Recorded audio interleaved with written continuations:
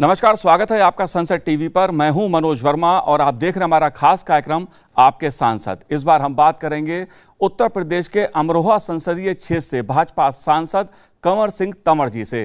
कंवर सिंह तंवर जी 2024 में अमरोहा लोकसभा सीट से दूसरी बार चुनाव जीते। इससे पहले 2014 में अमरोहा संसदीय सीट से पहली बार सांसद बने। संसदीय क्षेत्र के विकास और गतिविधियों को लेकर सक्रिय रहने वाले कंवर सिंह तंवर लोकसभा में भी संसदीय क्षेत्र के मुद्दों को उठाने वाले मुखर सांसद माने जाते हैं। आवास और शहरी मामलों की समिति के अलावा ग्रामीण विकास, पंचायती राज और पेयजल एवं स्वच्छता मंत्रालय की स्थायी समिति के सदस्य हैं। पूर्व में स्वास्थ्य एवं परिवार कल्याण मंत्रालय समिति के सदस्य भी रह चुके हैं। संस्कृति मंत्रालय की जो स्थायी समिति है उसके भी सदस्य हैं।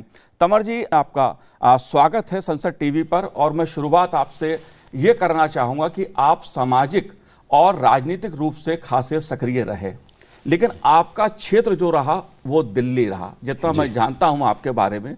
लेकिन आप सांसद बने अमरोहा से। भाजपा ने आपको टिकट दिया या आपने अमरोहा को चुना? क्या जुड़ाव है आपका अमरोहा से? नमस्कार मनोज जी, पहले तो मैं आपको धन्यवाद देता हूँ। मेरा बहुत दिन से पहले से ही मैं दिल्ली में ही जन्म हुआ है मेरा, दिल्ली में ही से। और हमारा जो खेती बाड़ी है वो अमरोहा तक थी, अमरोहा में भी थी, दिल्ली में भी थी। तो मैंने यहाँ सेवा करी दिल्ली में भी, लेकिन मैं वहाँ भी करता था, आता जाता था। तो मैंने इसलिए अमरोहा को चुना कि अमरोहा में वहाँ बड़े काम की ज़रूरत थी, सेवा की भी ज़रूरत थी। मैं सेवा का काम ज़्यादा करता था जी। अगर बात आपकी सेवा की मैं करूं तो सेवा के कौन कौन से आपने काम किए? क्योंकि राजनीति में आने से पहले जितना मैं आपके बारे में जानता हूं, जो मैं रिसर्च कर रहा था, कि आपने सेवा के कई काम पहले से आप करते रहे हैं। खास तौर से आपका खेलों के प्रति बहुत रुझान रहा है। जी। मैं हर साल खेल कराना और मैंने काफ़ी काम किए। जैसे दिल्ली में भी मैंने 93 में और 2003 तक तो मैंने अपने मोबाइल डिस्पेंसरी, जैसे मेरी अमरोहा में चल रही, यहाँ भी चली। मैंने यहाँ स्थायी डिस्पेंसरी भी बनाई जो फ्री लोगों की से दवाइयाँ देती थी। और जो गांव की हमारे बहुत गरीब परिवार लोग थे, जो सभी समाज के, जो हमारी बुढ़िया थी, जो विधवाएं थी, मैं उनकी बहुत मदद करता था। उनके अकाउंट में पैसे डालता था, हर महीना उनको देता था। तो ऐसे मैं काम करता था, तो ऐसे ही मैं वहाँ करता था। तो इसलिए पार्टी ने देखा कि भाई मैं सेवा में जुटा हुआ हूँ, तो मेरे को 2014 में मौका मिला जी चुनाव लड़ने का। पार्टी ने टिकट दिया, माननीय मोदी जी ने, मैं उनको बार बार धन्यवाद देता हूँ। अब उन्होंने जब देखा मेरा काम, अगर मैं वहाँ शहीदों की शहीद जो जितने भी मेरे लोकसभा में थे या अमरोहा में जो थे, उनकी प्रतिमाएँ लगाना, गांव-गांव जहाँ जहाँ शहीद हुए उनको सम्मानित करना, उनके परिवारों को सम्मानित करना। तो भारतीय जनता पार्टी, माननीय मोदी जी ने मेरे को वहाँ से टिकट दिया और जनता ने वहाँ मेरे को चुना। जी। आप दूसरी बार सांसद बने हैं। अगर मैं बात कामकाज की करूँ आपके, कि आपने संसदीय क्षेत्र के लिए कौन से महत्वपूर्ण काम आपने किए? अगर बात मैं बिजली की करूँ, क्योंकि जैसा मैं जानता हूँ कि अमरोहा एक समय, अगर मैं 2014 से पहले की बात करूं, आपके कई गांवों में बिजली नहीं आती थी। आज क्या बिजली आती है? क्या लोगों को बिजली मिलती है? मैं आपको बताना चाहता हूं, 2014 में माननीय मोदी जी देश के प्रधानमंत्री बने जी। उस टाइम मैं सांसद बना था। तो पूरे क्षेत्र में हमारे यहाँ 2200 गाँव हैं मेरी लोकसभा में, और 850 करीब पंचायतें हैं। तो उनमें कहीं भी बिजली, जो शहर रोड के ऊपर शहर थे उनमें तो बिजली थी, पर गांव में बिजली नहीं थी। माननीय मोदी जी को बार बार इसलिए धन्यवाद देते हैं कि हमारे ज़िले में बिजली पहुंचाने में उसी टाइम 450 करोड़ रुपया बिजली के लिए दिए अमरोहा में। तो उसी टाइम काम चालू हो गया था जब मैं सांसद बना 14 में, और मेरे ख्याल से 15 तक हमने 15-16 से पहले सारे गाँवों में बिजली पहुँचा दी थी। जहाँ बिजली नहीं पहुँची थी, गंगा के किनारे ये ज़िला है, तो वहाँ भी सोलर से भी बिजली पहुँचाई। और हमारे जो ट्रेन चलती थी, हमारे जो मुरादाबाद से आगे तक ट्रेन जो जाती थी, सब पहले डीजल इंजन चलती थी जी। ये भी सारा इलेक्ट्रॉनिक किया, तो माननीय मोदी जी की मेहरबानी से हुआ जी। उस टाइम बिजली नहीं थी, ये बात सच है। जी। हाँ। अगर बात में स्वास्थ्य सेवाओं की जाए, क्योंकि आप, जैसा मुझे पता लगा कि आप मोबाइल डिस्पेंसरी जो हैं आपके संसदीय क्षेत्र में आपने शुरू की, हेल्थ की दृष्टि से, लोगों के स्वास्थ्य की दृष्टि से आपने क्या काम किया? पिछले 2 बार आप सांसद हो गए, आपको 2014 में आप सांसद बने और अब 24 में बने, क्या काम किया आप? मैंने देखो, स्वास्थ्य की वहाँ बहुत ज़रूरत थी। 2010 में मैंने वहाँ 5 मोबाइल डिस्पेंसरी जो फुली एयर कंडीशन थी, मैंने वो चलाई जी। और उसमें एक लेडी डॉक्टर रहते थे, एक जेंट्स डॉक्टर रहते थे। वो पूरे गांव-गांव जा कर के, एक मान लीजिए एक मोबाइल डिस्पेंसरी 5 गांव, 6 गांव, 8 गांव करके आती थी। गांव में डॉक्टर दवाई देते थे उनको देख करके। मैंने बहुत काम किया है जी वहाँ स्वास्थ्य के क्षेत्र में। और फिर सरकार ने भी, माननीय मोदी जी ने भी उसके टाइम बहुत काम किया। जैसे अभी कोविड आया, तो कोविड में भी मैंने इतना काम किया वहाँ। हमारे यहाँ ऑक्सीजन की कमी पड़ गई, जब पूरे देश में ही दिक्कत थी, तो मैंने पूरा ऑक्सीजन प्लांट भी अपने पास से लगवाया। और जब मैंने ऑक्सीजन प्लांट लगाया, बल्कि वो प्रेरणा सब माननीय मोदी जी की कृपा से हुई। मैंने वहाँ पर एक अपने वहाँ ज़मीन थी मेरी, मैंने उसमें भी डिस्पेंसरी बना दी जी। और कोविड के टाइम में अपने ट्रकों से, मतलब मैं ये नहीं कहना चाहता, मैं ये कहना चाहता हूँ ट्रकों से मैंने माल भेजा, खाने का सामान, गांव-गांव, कि उस टाइम बहुत बड़ी आफत थी देश के ऊपर कोविड की। तो वो हम सुनते थे माननीय मोदी जी को, जब टीवी में देखते थे, तो हमारे ये थे कि मैं घर नहीं आता था कई कई दिन। मेरे बच्चे भी कहते थे कि आप वहाँ क्यों हो, आप तो सांसद भी नहीं हो। उस टाइम मैं सांसद नहीं था, लेकिन मैंने वहीं गुजारे पूरा समय और पूरी सेवा करी जनता की। जी। हाँ जी। और अगर मैं शिक्षा की बात करूं, तो शिक्षा के लिए आपने कुछ किया अपने क्षेत्र के लिए? मैंने शिक्षा में वहाँ अभी एक अपनी माँ के नाम से एक स्कूल बनाया है 12वीं तक का। वो बिल्डिंग बनाई है, बिल्डिंग बना करके मैंने संघ परिवार को दे दी। वो हमारे जो विद्या भारती है, तो विद्या भारती उसको चला रही है। हमने बना के सिर्फ उसमें मेरी माँ का नाम नारायणी देवी के नाम लिखा हुआ है, नारायणी देवी सरस्वती विद्या केंद्र। वो मैंने अपने पास से ही बनाया है, बना करके मैंने संघ परिवार को दान में दे दिया जी। और बाकी स्कूलों में जैसे बच्चों की फीस नहीं आ रही, कोई बच्चे के माँ बाप फीस नहीं भर रहे, वो अपने पास से देता हूँ मैं। स्कूल, कितने स्कूल ऐसे हैं जहाँ बच्चे फीस नहीं भर पाते हैं और कोई अच्छा कोर्स करना चाहता है, उस बच्चे के लिए भी मैं मदद करता हूँ। उसके फीस तक के पैसे मैं उनके अकाउंट में भेजता हूँ जी। तंवर साहब, मैं देख रहा था कि आप हर साल जो देश के लिए कुर्बान हो जाते हैं जवान, जो शहीद हो जाते हैं, उनकी आप मूर्तियां स्थापित करते हैं अपने संसदीय क्षेत्र में, हर साल सम्मान करते हैं उनके परिवारों का। इसके पीछे कोई खास वजह है? नहीं, वो जो देश सेवक हैं जी, अब माननीय मोदी जी की प्रेरणा से देखते रहते हैं, हम सुनते रहते हैं। जब जो देश के ऊपर शहीद हो गया, जो हमारे उनके लिए हमें अपना समय भी देना चाहिए, अपना उनके इज्जत मान सम्मान भी बढ़ाना चाहिए। तो मैं उनके माँ बाप को भी मैं सम्मानित करता रहता हूँ, उनकी प्रतिमाएं भी लगाता हूँ जो शहीद हो जाते हैं, और उनके घर पे हर साल में एक चक्कर भी लगा के आता हूँ, उनके यहाँ होकर के आता हूँ। और मैंने देखा है हमारे कई परिवार जो शहीद हुए, एक अभी हमारे दलित परिवार था, आनंद नाम था उसका, वो शहीद हुआ। मैं उनके घर पे गया, उनको मैंने उनके घर पे, जहाँ उनकी माँ ने बोला कि भाई यहाँ इसकी मेरे बेटे की प्रतिमा लगाओ, मैंने वो भी लगाई। तो सब काम करता हूँ जी मैं। ये जितने भी हमारे शहीद हुए हैं उनकी मैं पूरे इज्जत मान सम्मान माननीय मोदी जी की कृपा से करता रहता हूँ जी। तंवर साहब, एक बहुत बड़ी समस्या है रोजगार की। अगर बात मैं अमरोहा की करूं, तो रोजगार की दृष्टि से अमरोहा के नौजवानों को रोजगार मिले, इसके लिए कुछ आपने किया? हमारी सरकार ने इतना बड़ा काम कर दिया है। अब मेरी लोकसभा में एक विधानसभा है हसनपुर जी, वहाँ इंडस्ट्री कॉरिडोर बना दिया है। तो अभी जो गंगा एक्सप्रेसवे बन रही है उसके ऊपर एक इंडस्ट्री कॉरिडोर, उसमें बहुत बड़ी बड़ी फैक्ट्री आ रही हैं, और मैं लोगों से कहता रहता हूँ कि अब वहाँ रोज़गार की कमी नहीं रहेगी, क्योंकि इतना बड़ा एरिया है जहाँ फैक्ट्री लग रही है। प्राइवेट लोग अब इन्वेस्ट करने वाले बहुत लोग आ गए उत्तर प्रदेश में। तो ऐसी दो इंडस्ट्री कॉरिडोर बने मेरी लोकसभा में, एक हापुड़ में जो गढ़ विधानसभा है और एक वहाँ। तो अब रोज़गार की मेरे को लगता है आगे कमी नहीं आएगी, अच्छा रोज़गार लोगों को मिलेगा, बच्चों को मिलेगा। फिर बच्चे, पहले शिक्षा पे ज़्यादा जोर नहीं था, किसान लोग हैं, खेती करते हैं, गन्ना ज़्यादा होता है हमारे यहाँ, तो अब बच्चे पढ़ाई पे जोर दे रहे हैं, माँ बाप भी जोर दे रहे हैं। तो मैंने देखा कि अब बच्चे हमारे यहाँ कई IAS की कोर्स में भी कई बच्चे जा रहे हैं, लड़कियाँ जा रही हैं, तो बड़ी खुशी होती है, अब नौकरी पे लग रहे हैं बच्चे। जी तंवर साहब, आपका खेती बाड़ी से बहुत खास जुड़ाव रहा है, आप उससे जुड़े रहे हैं, आपका क्षेत्र भी एक प्रकार से मैं कहूँ कृषि प्रधानता वाला क्षेत्र है। तो खेती किसानी के लिए कुछ आपने खास क्षेत्र के लोगों के लिए क्या हो, कुछ योजना आप लेके गए हो? देखो हम तो हमारे यहाँ कई सेंटर खुले हुए हैं जी, जो किसानों को बताते हैं कि भाई जो हम केमिकल डालते हैं तो उस केमिकल को कितना डालना है, कितना नहीं डालना है, उसमें हमने पर पूरा जोर दे रखा है, क्योंकि जो केमिकल हैं उसकी वजह से हमारे कई चीज़ जो स्वास्थ्य के ऊपर भी बहुत बुरा असर पड़ रहा है। लेकिन अमरोहा की जनता और अमरोहा के किसान, आंखों पे असर पड़ता है। जी हाँ जी, जो अमरोहा के जो किसान हैं, मैंने उनको देखा, हमने 3-4 सेंटर बनाए हैं, विधायक भी मेरे साथ थे।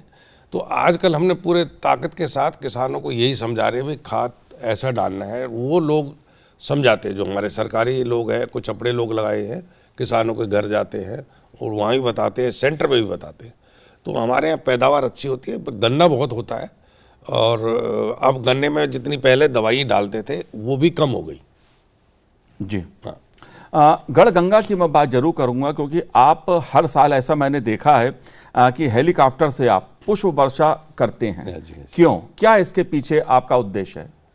क्या है, देखो मेरी जो वो गंगा माँ वहाँ से निकलती है, और गंगा का जो क्षेत्र है वो पूजनीय है हमारे लिए। तो हमारे वहाँ श्रद्धालु आते हैं, हर जो अभी पूर्णिमा गई है कल, ये इस पे ख़त्म हुआ ये मेला लगता है, और इसमें कई लाख लोग आते हैं।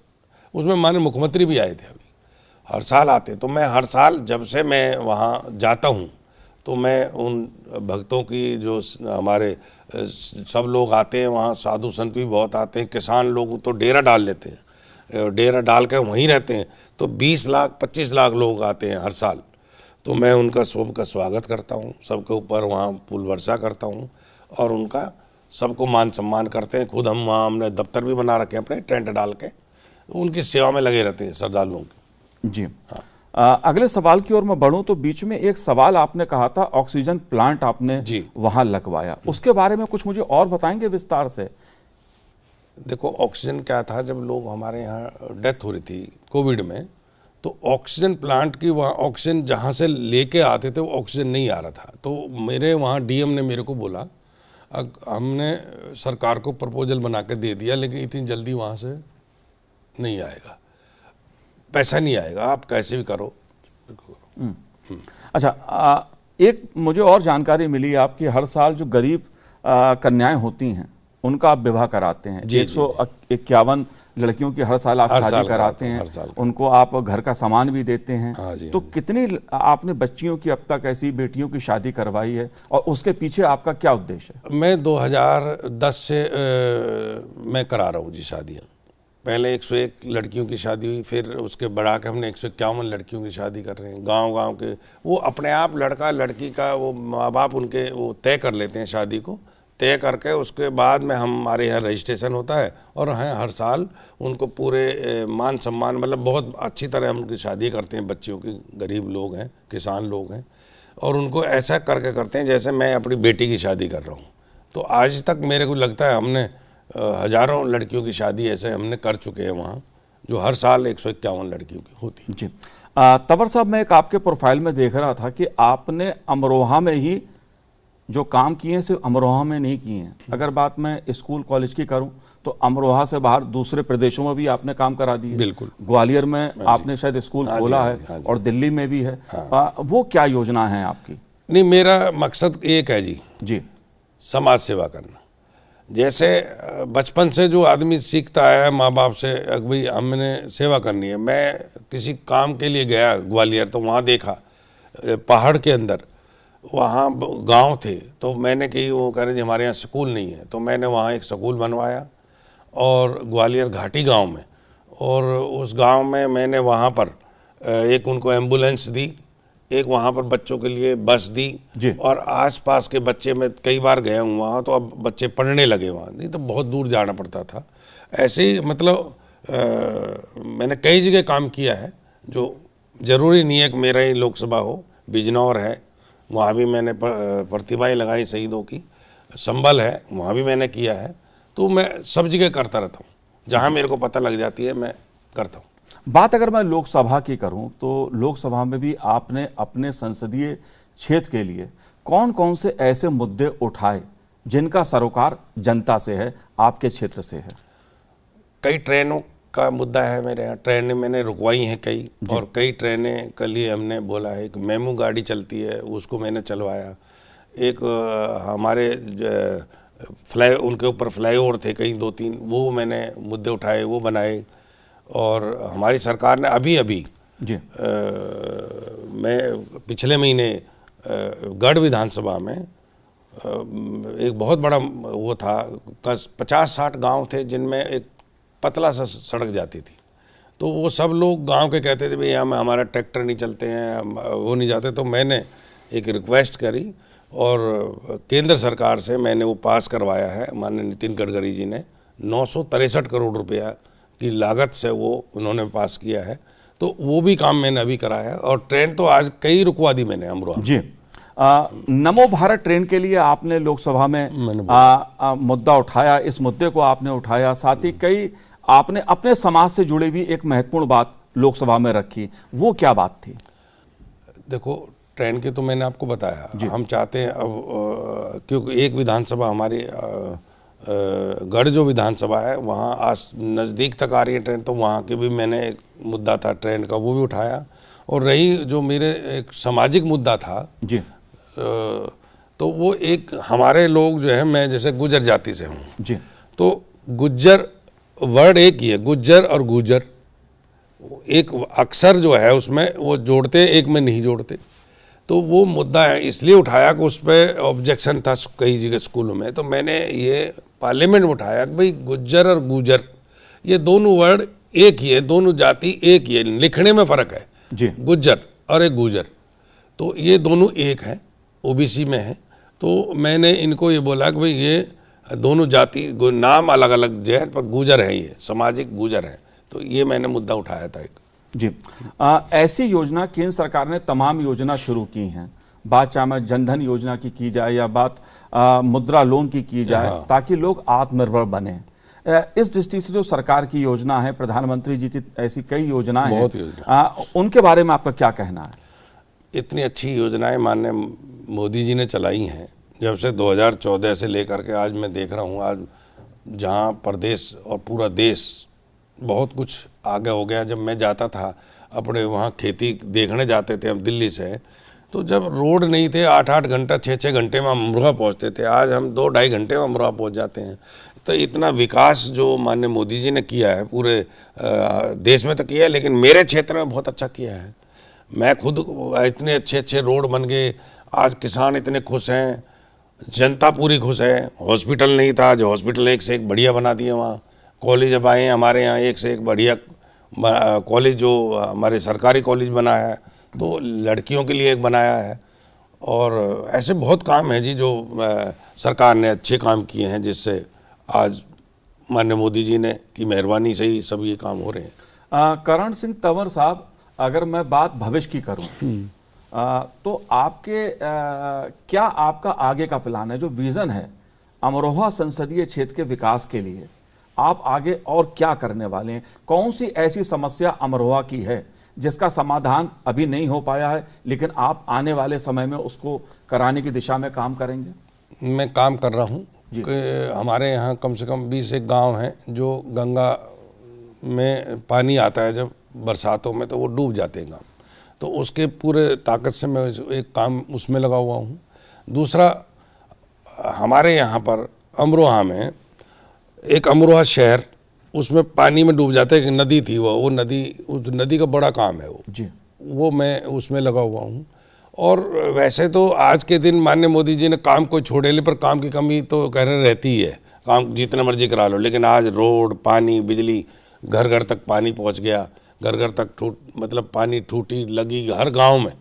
तो कोई ऐसा काम है नहीं, लेकिन फिर भी काम तो रहते हैं, काम तो बहुत हैं, छोटे छोटे हर आदमी काम पूरे नहीं होते जी, है ना जी। हमारे यहाँ नहर निकली है, गंग नहर निकली है, तो वो भी अभी कहीं अधूरी है, तो उसमें लग रहे हैं। वो केंद्र सरकार की बड़ी योजना है, वो जो नहर निकाल रहे हैं। तो मैं ये कहना चाहता हूँ, काम की तो हमारे अभी आज के दिन नंबर 1 रोड बने हुए हैं अमरोहा के, आप घूम करके आओ, देख करके आओ।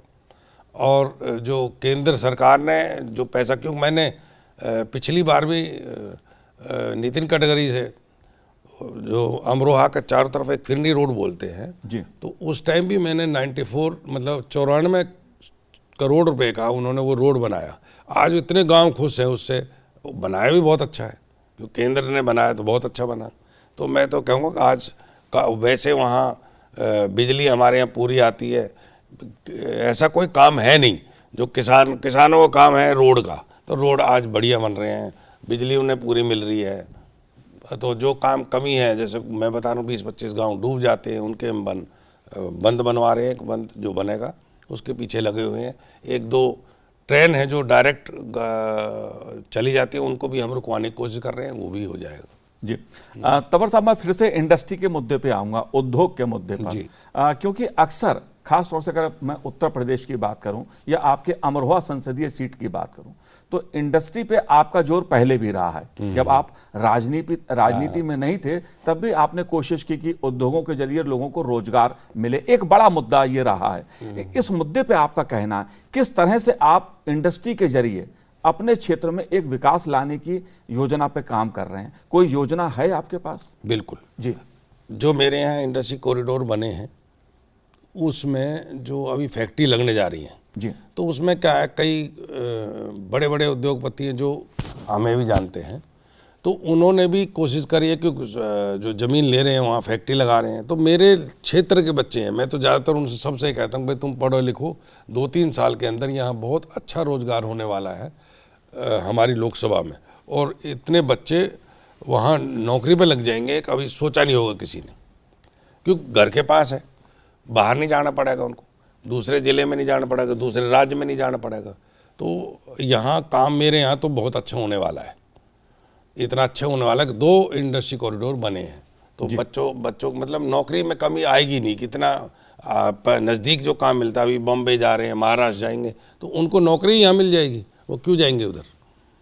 और हमारे खुद लोग आ रहे हैं मिलने वाले, मैंने अभी सुना है कि हमारे यहाँ तो अभी टाटा वाले ने भी काफ़ी कोशिश कर रहे हैं ज़मीन लेने के लिए, तो वहाँ रोज़गार बहुत अच्छे मिलेंगे लोगों को। जी, अगर बात मैं संस्कृति की करूं, क्योंकि आप संस्कृति मंत्रालय की जो स्थायी समिति है उसके भी सदस्य हैं आप, गढ़गंगा आपके संसदीय क्षेत्र में पड़ता है, हर साल आप उसके लिए काम करते हैं, पुष्प वर्षा करते हैं श्रद्धालुओं के ऊपर, उसके विकास के लिए, गढ़गंगा के घाट का विकास हो, इसके लिए क्या आप काम कर रहे हैं? मैंने अभी अपने मंत्रालय में कमेटी की मीटिंग में भी ये बोला था, अभी हमारा जो ब्रिज घाट है गढ़गंगा, वहाँ लोग बहुत दूर दूर तक के आते हैं, राजस्थान इधर उधर वहाँ स्नान करने भी जाते हैं, दिए देने जाते हैं, तो वहाँ घाट बनाए हैं।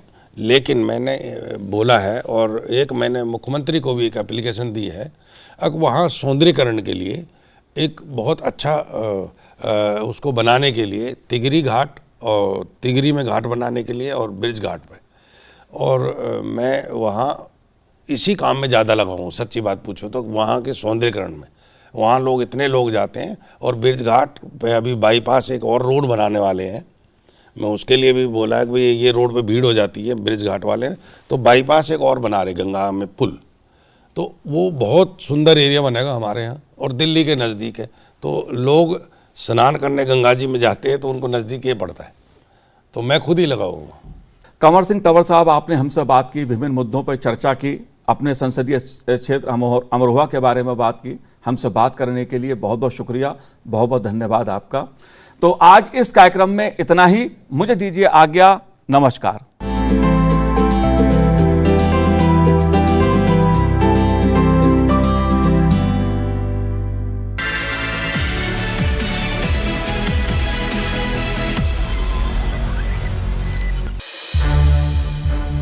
संसद टीवी के और भी प्रोग्राम्स देखने के लिए सब्सक्राइब करें हमारा YouTube चैनल, और हाँ, इन्हें लाइक और शेयर करना ना भूलें।